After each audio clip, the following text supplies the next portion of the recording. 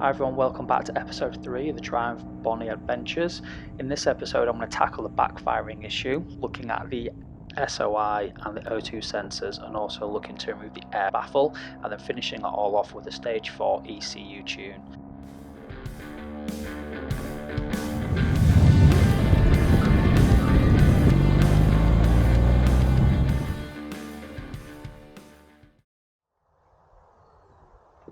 Hi everyone, welcome back to episode 3 of the Triumph Bonneville Adventures.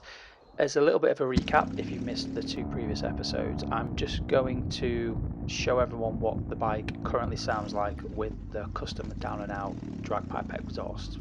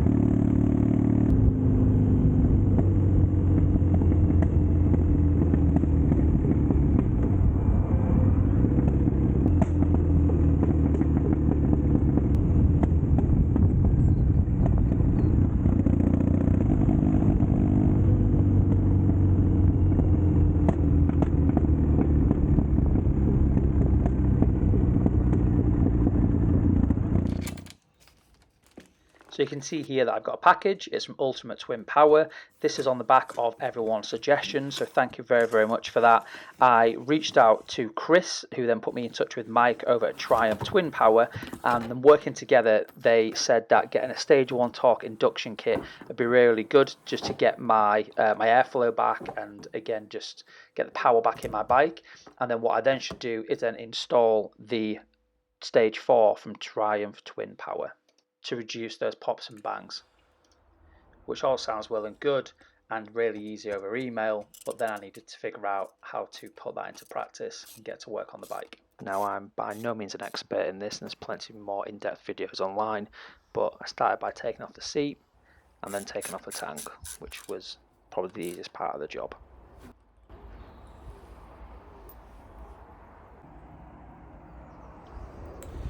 So I've got a very precarious setup here because of the package that arrived today.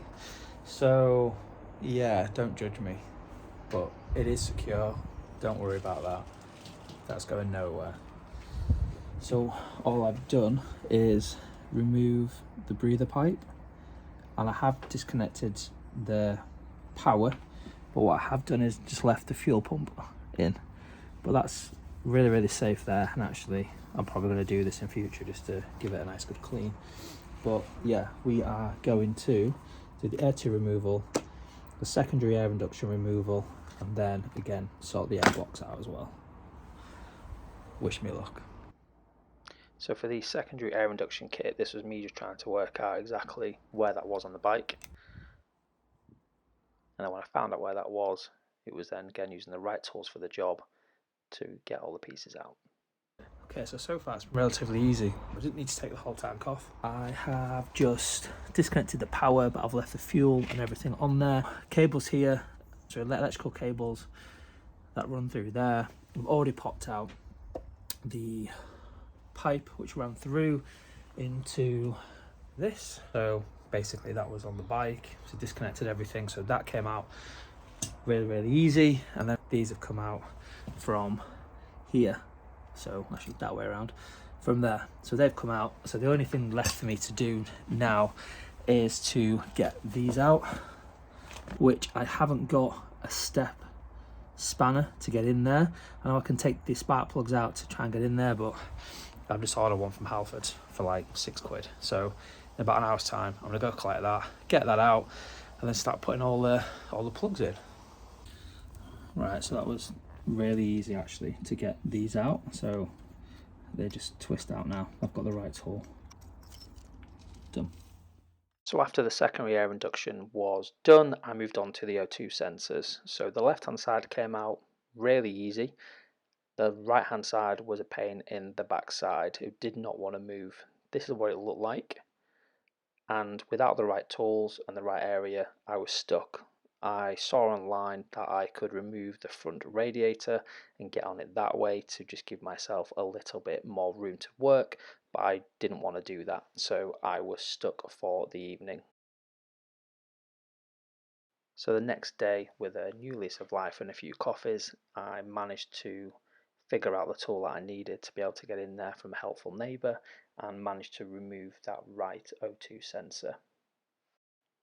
So at this point, removing the airbox took me a fair while. I only got a side stand and no centre stand, and I have been lent a rear paddock stand, but because the tyres are so thick on my bike, the rear stand just doesn't fit, so I had to do everything while the bike was on its side stand. So yeah, it took me a lot longer than what I thought, but I managed to do it in the end. It involved removing the right and the left side panels, and it was a little bit fiddly to get to some of the screws just from the way that the bike was leaning, but I managed to do it.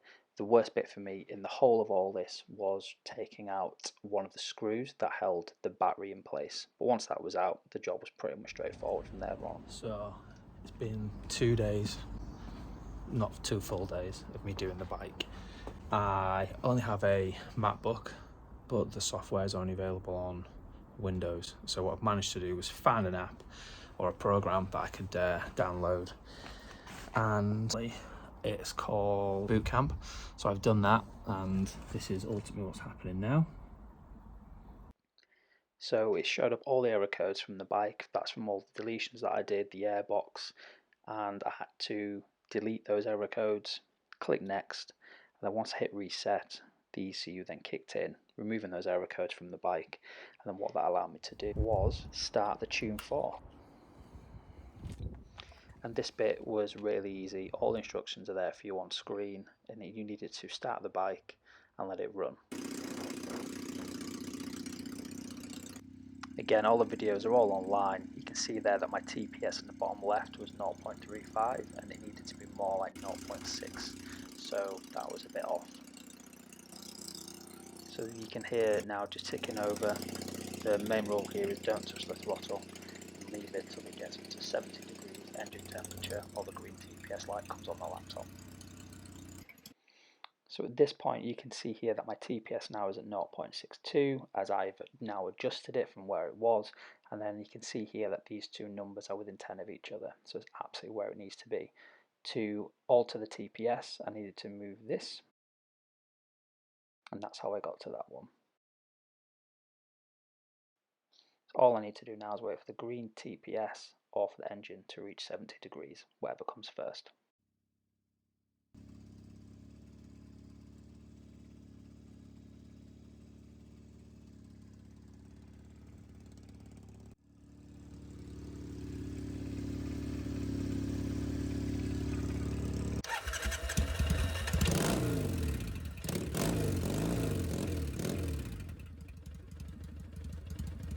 So with all that being done, the only thing left for me to do was jump on the bike, take it out for a test ride, and see how it feels, sounds and performs. So I did actually mic up my helmet for this, but the sound quality wasn't great, so you're going to have to stick with the voiceover, but I will try and get that sorted out for the future. So what I'll do is I'll be quiet for a little bit, let you listen to the bike, and then I'll tell you my thoughts. Enjoy.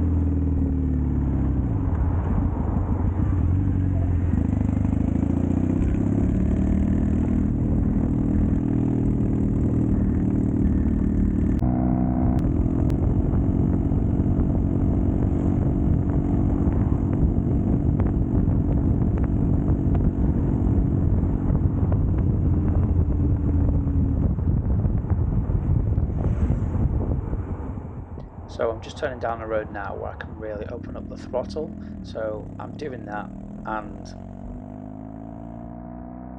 the power is back.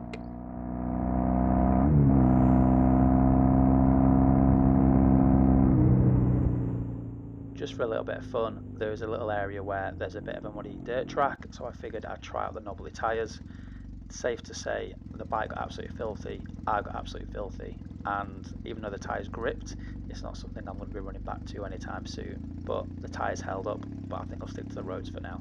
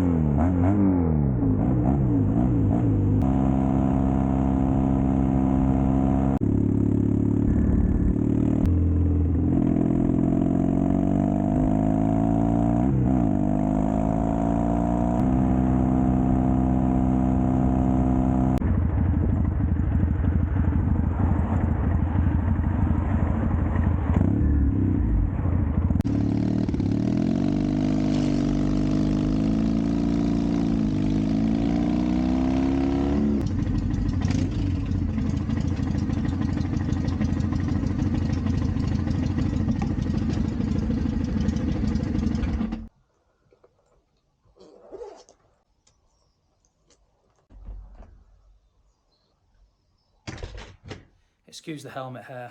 I've done the stage 1 torque kit, I've done the remap, and it's like I've got, there's no words. If you are going to check anyone out, Ultimate Twin Performance, absolutely do it. Do it. With the exhaust and stuff that I've had on, the back popping, all that kind of stuff. I like to low grumble. I've now got the low grumble, backfiring stopped, popping stopped. The bike absolutely runs like a dream. I've got my pull back, my torque back, absolutely everything. So the pipes now look good and the bike performs absolutely amazingly. So yeah, I can't thank the guys over there enough.